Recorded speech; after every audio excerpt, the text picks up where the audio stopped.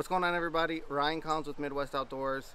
So the first thing that we're doing on my electronics rehaul is installing a really cool product that has been kind of sweeping the bass market by storm. But really it's useful for whether you're a walleye angler, crappie angler, anywhere where electronics are extremely important to you. This product is going to be very beneficial. What I'm talking about is the SeaClear power harness. What it is it's a 10 gauge wiring harness that runs throughout your boat that is going to provide direct power to your batteries. So in a lot of the new age bass boats, the electronics don't receive enough significant power for them to operate properly. What tends to happen is when it's put together from the manufacturer, it's plugged into fuse boxes. They use smaller gauge wire, and these new electronics, especially if you're using a forward facing sonar like live scope or active target, it's not getting enough power to operate at its full potential. So the SeaClear power harness is going to take care of that. It's going to provide direct current to your batteries all day long, directly from your cranking battery. So there's issues where if you start your motor, your electronics shut off, or you get that flashing halfway through the day, it's going to take care of all that. So we're going to go through the install today from start to finish. And so I got my buddy Trevor here who's going to be helping me. It could be a one-man job, but feeding wires through a boat tends to be a two-man job. So we'll get it knocked out. All right, so the first part or first step to installing the SeaClear power harness. So on my Skeeter FX21, currently I only have a Solix 10 at the bow and then a Solix 12 at the console. So we're going to be hooking the SeaClear power harness up to those. I do have active target and a Lowrance unit coming, but with the supply chain issues, it's on back order right now. But the cool thing about the SeaClear power harness is it's super easy to add or remove any accessories that you're adding to it. So that'll be in a separate video coming in this series on adding that. But so the first thing that we want to do is I remove the front unit to follow the power. So we have to find the power source because we're cutting the power source from this that it's currently ran to and running it through the harness. So removing the bow panel plate, finding where the power source is to my Solix 10, and then we do the same thing back here at the console. We took this off, the unit off, found the power source up under here, and then back here all we had to do on my Skeeter, it's kind of easy, but I removed this quarter panel plate here in order to get access to the batteries, because we had to run this fish tape that you see poking through here. We ran that from the bow all the way down through the side, through the rod locker, out the console, and then back out back through here. So this is how we're going to run the harness from the cranking battery all the way up to the bow. So that was just kind of the little prep work, and now the fun part, we got to start feeding this harness from the back compartment here to the console where it branches off, and then up to the bow. So that's what we're going to do now. So to start fishing it through, we're just going to take the end that goes to the bow, which is this white section, the part with the blue here with your big fuses, that's going to go to your battery. So we need to take this up to the front. So we just electrical tape this nice and tight to the fish tape.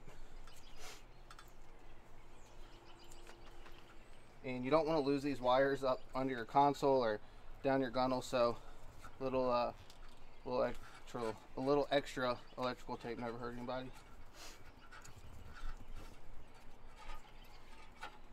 Okay, so Trevor's gonna push-pull method. Trevor's gonna kind of push while I pull on this fish tape to try to get it. So ideally, or what we need to be doing right now is getting this to the console. And as you can see, we have fish taped, or we have electrical tape this off. So this is gonna be your branch. This short part with the positive negative wire coming out, that's what's gonna go from out of the console up to the Solix 12. And then the rest of this goes up to the bow for my Solix 10. So goal right now is to get this branch to the console, so that just means start pulling.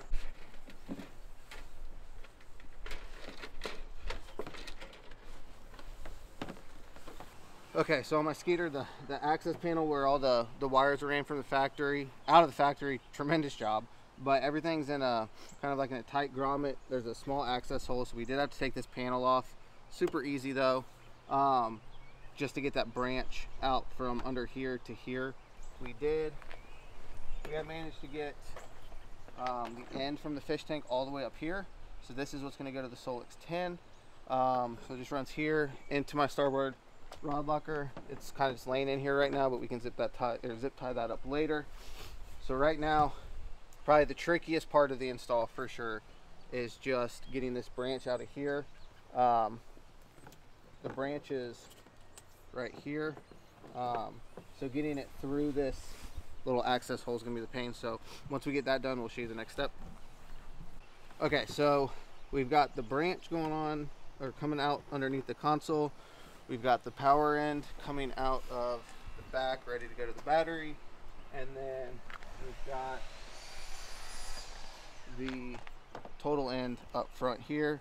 Like I said, it's just all bundled up in the starboard rod locker right now, but we'll clean that all up later. So next step is super easy. We are going to, so however many accessories you're hooking up. So right now we have just 2 accessories, just my 2 graphs. You're going to want to use the supplied new inline fuse holders. So what we did is the power cable coming out of the Humminbird, before it got to the manufacturer fuse holder, we cut it, so we just have our hot wire and our negative coming from here. We'll hook that into the fuse, which will then go into the wiring harness, and then we'll do the same thing on the front. So fuse holder comes with a 5 amp inline fuse, and then what you're going to get, Trevor already went ahead and stripped the one end, so it'll come unstripped, but go ahead and strip that end off. And now what you have are these connectors here. So this is the cool thing about the C-Clear wiring harness. So the connector, you take this little knob off, it just unscrews, and in there you have a metal, basically like end of a bullet looking connection. You run your power wires through this into this, screw that in, make sure the connection's tight, and then you do the same thing on this end into the harness. So we'll bring that all together. We'll bring that full circle up front, but that is what we're going to be doing right here under the console right now. So just like Trevor did back there in the back, we're just going to take the inline fuse holder. We're going to strip it down. That. So what we have here, so this is the power wire from my Solix into what Skeeter had manufactured. So it's got that inline fuse holder. These inline fuse holders are, in my opinion, just a little bit better. So what we're going to do is we're going to go ahead and just snip that off there, snip that off there. So now this is just the power wire from the electronics. What we're going to do is go ahead, strip these wires as well. So we got the hot wire, we're going to do the negative.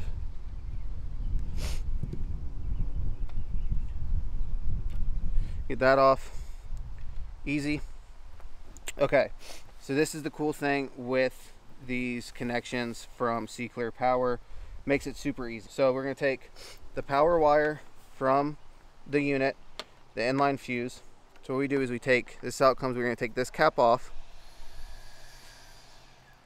like that.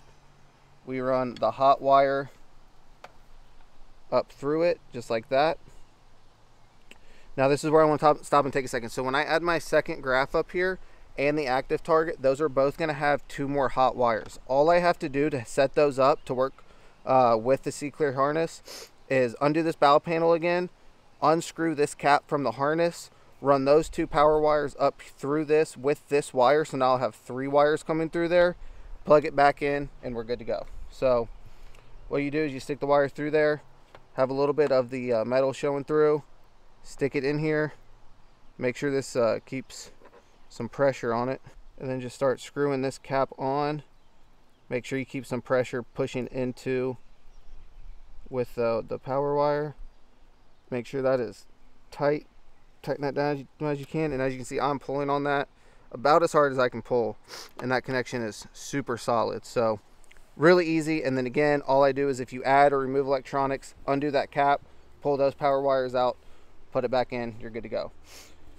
Now we're going to do the same thing for the negative.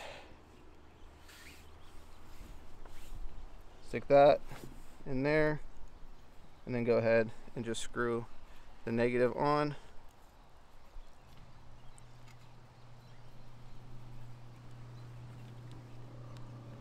And then again, adding or removing, all you have to do is put your negative wires into this connection and you're good to go. So makes adding and removing super easy. So now what we're gonna do is we're gonna take this inline fuse, the end that we have stripped, and do the exact same thing. We're gonna put the wire through there. Go ahead and put this cap on.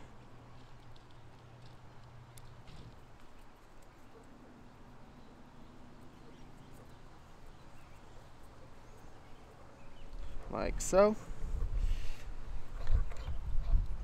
Make sure that's good and tight. Give it a pull. That's not coming off ever. And now here is the C-clear, the harness that comes through, up through the bow.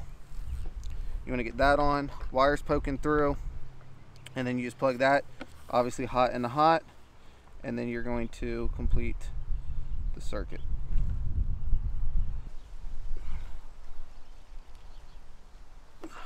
Alright, so that's it. So now this has power to the C-clear harness through a 5-amp fuse on its own. The harness runs down through the side, branches off.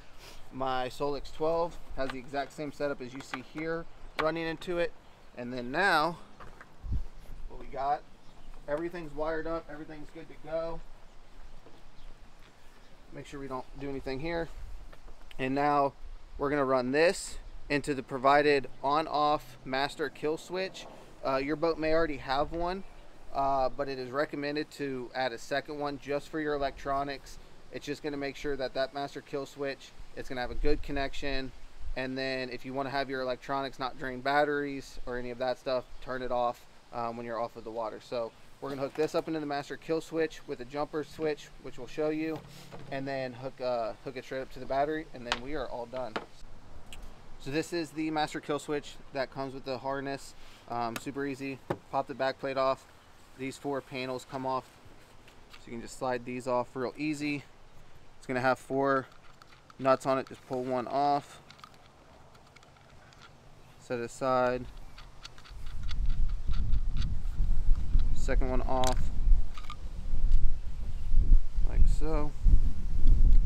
And then what we're gonna do is, this is the 2 inline fuses, so we're gonna connect this. So if we think about how it's gonna be hanging up, we're gonna hang it up like this. So we're on this one. It's as simple as just putting it on there, taking your nut,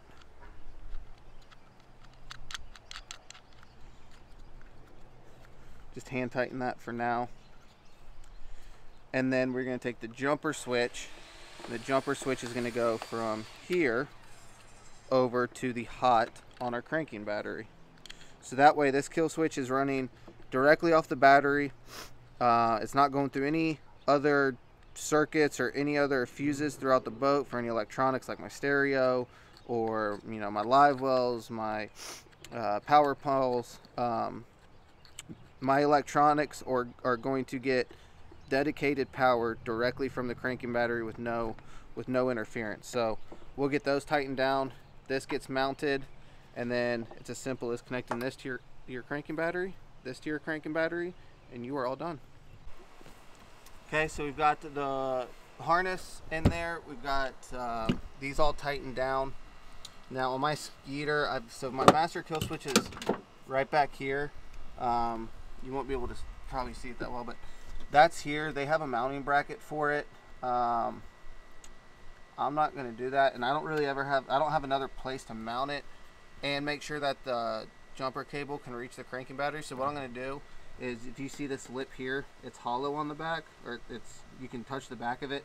So what I'm going to do is mount it on this side here, but same concept. So it's going to get mounted like this, and then I'll have my kill switch here, and then I'll have another kill switch here, and then over to the batteries.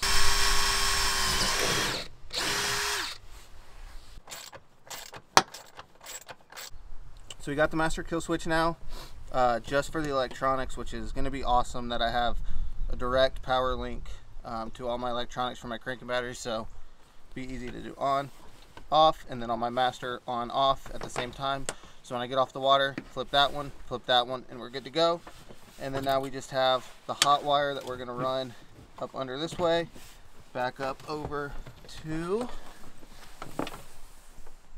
this cranking battery here, like that. All right, so we have flipped the switch on the master kill switch, got everything hooked up, power button, both units are powering on, so that is a success. So I'm really excited to get this installed. Thanks again to See Clear Power. I wanted one for a long time. With some of the pros that we film with, they spoke nothing of great things about it, so really excited to get one on my boat, especially when I get this active target system, making sure that that processing box or the module box has enough power to give me a clear, clean image, and then also fix any of the kind of power issues I was having with my graphs, with them shutting off when I was starting the engine or whatnot. So all in all, wasn't too bad of an install. Obviously the hardest part's running the wires, but the connections super easy. Adding the new graphs going to be super easy. And now that is part one of my boat electronics rehaul. Coming up, we've got like I said, the active target from Lowrance coming, more Lowrance units, and then a dual mount for the two electronics up front that's going to replace my bow panel. So all of that's going to be on the install series, so stay tuned.